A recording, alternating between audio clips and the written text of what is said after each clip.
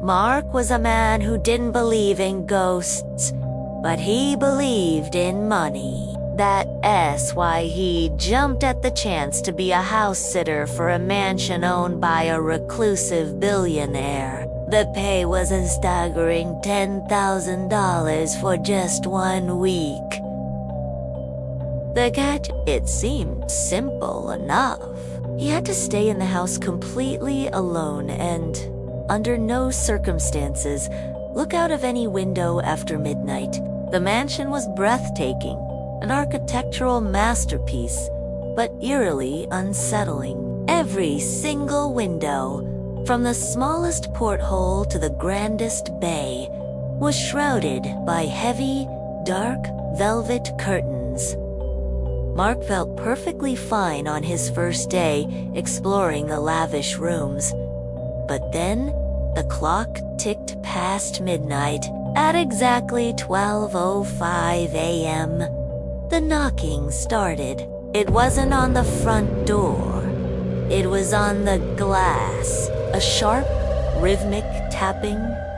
Tap, tap, tap. It sounded just like a long, sharp fingernail hitting the pane, methodically moving from one window to the next. Mark remembered the rule and the money. He kept his eyes locked on the floor, his heart hammering against his ribs. But then, a voice drifted through the glass. A voice he hadn't heard in 5 years. It sounded exactly like his mother. Mark, it's so cold out here. Please, just open the curtain. I want to see your face. Mark broke into a cold sweat. He knew it wasn't her, but the sound was perfect, a flawless imitation of her warmth and love. He squeezed his eyes shut, stumbled to the bedroom, and buried his head under the pillows, ignoring the phantom voice that pleaded with him until dawn. On the second night, the sound changed. The familiar voice was gone, replaced by something far more guttural. It was the sound of something heavy, something immense, being dragged across the roof. Scrape, drag, thump. Suddenly, with a loud pop, the power went out, plunging the mansion into absolute darkness. In the suffocating black, Mark felt a sudden biting draft of cold air sweep through the house, and then a realization hit him with the force of a physical blow. The knocking had stopped. He knew why. The small window in the kitchen, the one above the sink. He'd forgotten to check the latch. He froze, every muscle tensed. He felt a presence in the room with him, something tall, unnaturally thin, and carrying the stench of wet earth and decay. He gripped his flashlight but didn't dare turn it on.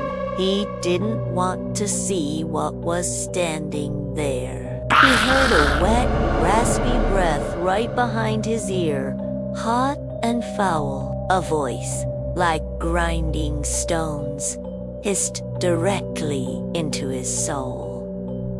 I don't need you to look out anymore, because I'm already in. By the third night, Mark was a wreck. He had to get out. He frantically tried every door, every lock, but they were all sealed tight, bolted from the outside. He was trapped. Exhausted and defeated, he found himself standing in front of a massive, ornate mirror. In the main hallway, he stared at his own terrified face, and then he noticed something was wrong. In the reflection, the house was different. The heavy velvet curtains were wide open, and through the glass in the mirrored world, he saw them. Hundreds of them, tall, pale figures with no eyes, and long, needle-like fingers standing motionless in the garden, all staring directly at him through the mirror. Then, the true horror began.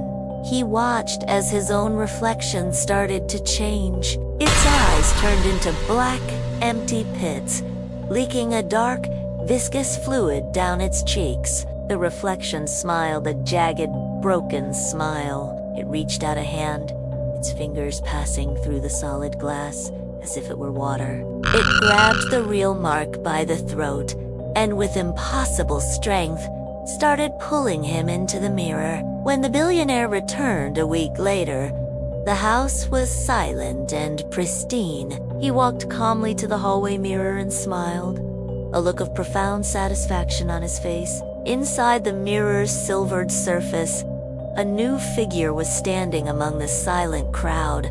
It was Mark.